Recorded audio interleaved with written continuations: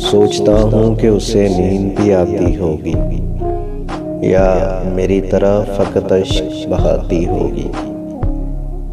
वो मेरी शक्ल, मेरा नाम भुलाने वाली अपनी तस्वीर से क्या आँख मिलाती होगी।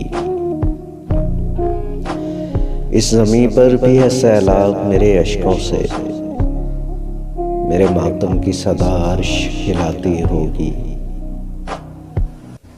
शाम होते ही वो चौखट पे जलाकर शम्मे अपनी पलकों पे कई ख्वाब सुलाती होगी। उसने सिलवा भी लिए होंगे स्याह रंग लिबास, अब मुहर्रम की तरह ईद मनाती होगी। मेरे तारीक ज़मानों से निकलने वाली रोशनी तुझको मेरी याद दिलाती होगी। रूप देकर मुझे उसमें किसी शहजादे का अपने बच्चों को कहानी वो सुनाती होगी। सोचता हूँ कि उसे नींद भी आती होगी।